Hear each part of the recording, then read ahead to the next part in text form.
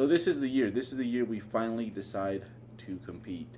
And if anything, that's probably something that I kind of wish I would have changed, I guess, the order of how we got here.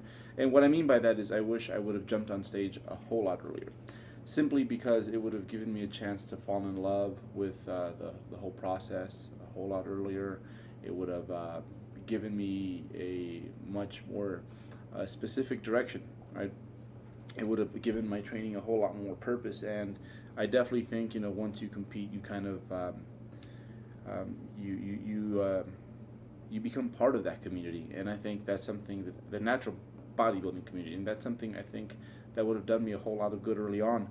But the main thing again is just that I would have loved the process, and I really mean the process, because my first contest season, I goofed up. It was, oh, so many things went wrong.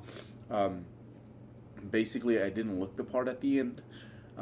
So many wrong turns, and you know what? I think that that's to this day, even though my the way I execute a contest prep nowadays is a lot more. It's a lot more effective for sure.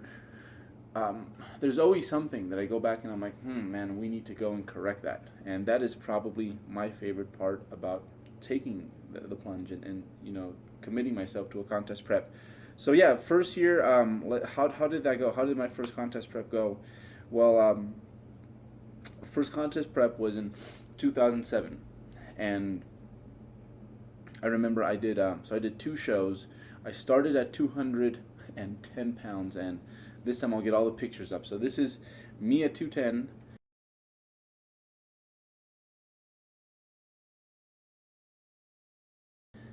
And because bodybuilding lean is different from just like being an everyday athlete lean. I really thought I was much closer to stage weight than I actually was. So started at 210, probably closer to 205 to be quite honest. My first show I did at 190 pounds, and this is what that looked like.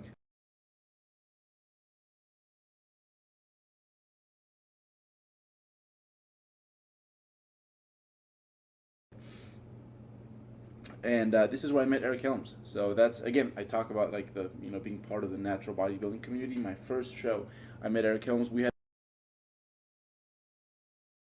gone back and forth quite a bit on the bodybuilding.com forums, but that day I made a friend for life basically, and someone who's to this day I'd consider him more than just a friend, definitely more like my brother. And that to me was probably the biggest, I guess, trophy from that season.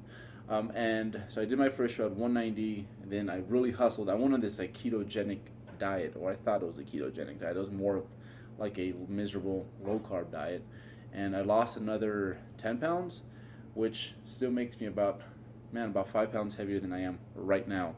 And I got on stage like that.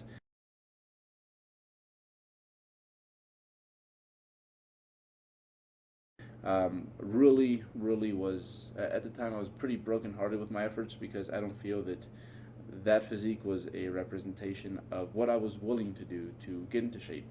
And I think the main reasons that that prep didn't go according to plan is because I think, unlike, especially at the time, I think unlike many bodybuilders, I was way more about the training than the nutritional aspect of things. And I don't think I really was as precise as I needed to be, and it showed in my physique.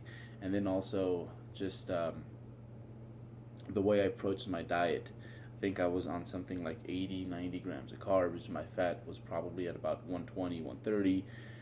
Protein was way excessive, so obviously it was really hard to train with energy being distributed in that fashion, and it just didn't it didn't like leave me looking very good, because I couldn't train, and because it just made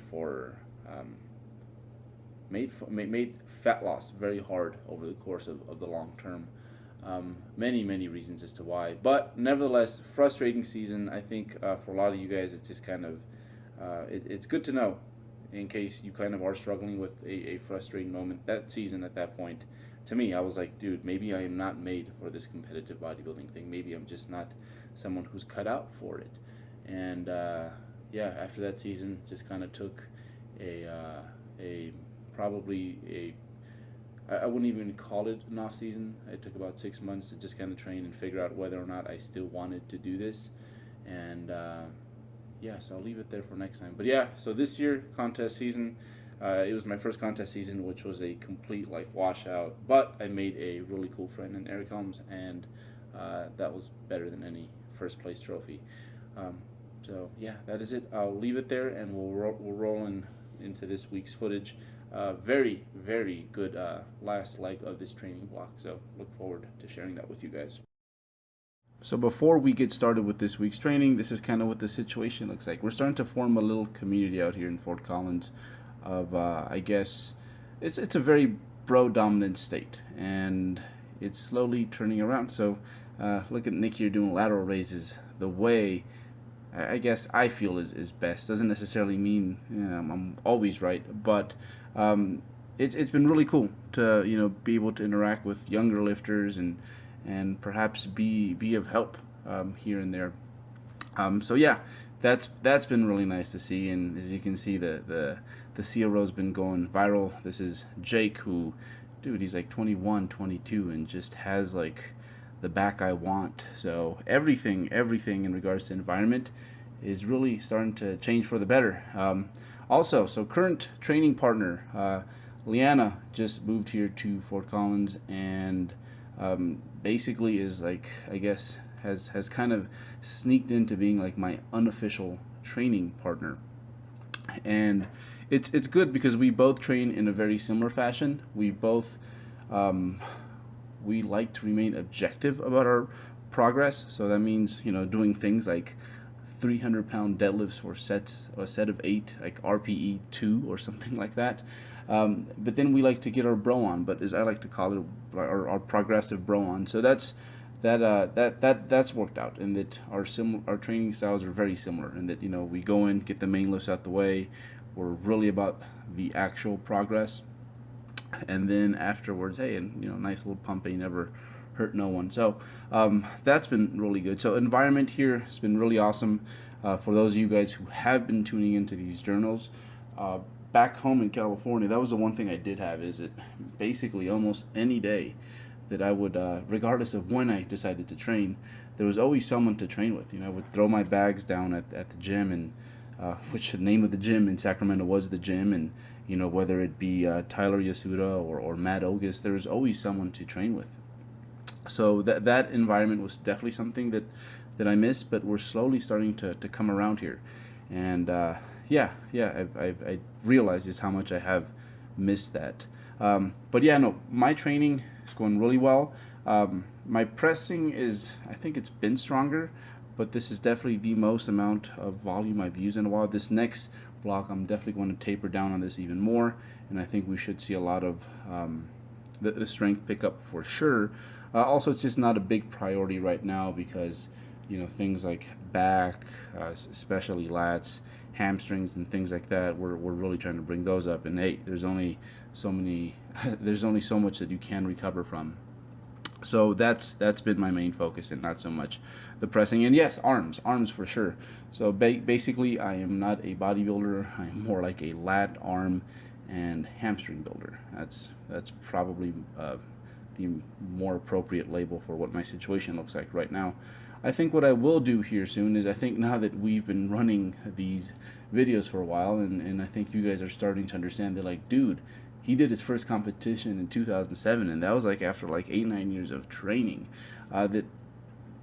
My situation definitely warrants a slightly different approach. So I think what I will do, I need to get to work and come up with my training block for this next mesocycle. I'll share that with you guys, so you guys can kind of get an idea of what it is that I'm doing, and it's not just random footage where I'm like, this good, this bad, that sort of stuff. I'll be a bit more transparent, but I do want you guys to just acknowledge that perhaps you shouldn't do exactly what it is that I am doing. And we are probably going to include front squat. So that's one thing that went really well. Because of some elbow tendonitis that I am dealing with, it should be gone in another month or so. I've had to kind of slow down off the deadlift. So yes, I know something's always like breaking here and there, but it's more so just me being careful. So I think I might start front squatting and back squatting, and then eventually just make it um, the block after this next training block, make it just deadlifts and back squats. But yeah, these were a lot of fun, and they feel very natural. And I think most people hate front squats. To me, it feels so comfy. It's definitely tough, and I can't work with as much weight as I can on a back squat, but just feels very comfortable, and of course more seal rows. So this movement's going to come back. We're going to start front squatting, and I'll share with you guys what that looks like exactly. And I think you guys are going to get a big kick out of just how much volume I am using on my weaker body parts and how little volume I am using on my stronger body parts. It's really disproportionate at this point. Um, but again, it's one of those things where you can't bring up everything at once. Whether it be a specific lift for powerlifting or body parts once you've been bodybuilding for a long enough time, or powerlifting, you just kind of have to um, really redistribute your focus and your workload. And like I said, right now I'm not a bodybuilder, just certain parts. So yeah, that is how training is going. I think as the year's wrapping up, I kind of had a chance to look back and kind of reflect on how this year's gone, right? And yeah, it's been a very productive off season. I think a lot of it has to do with just, hey, I'm still figuring myself out, and there's things that I'm doing this year that, man, when I think about it, I didn't know better last year. So that's probably, again, the best part about this is figuring it out, messing up, and then fixing those things as we go on. But yeah, that is it. I'll leave it here, and look forward to sharing with you guys what my training split looks like.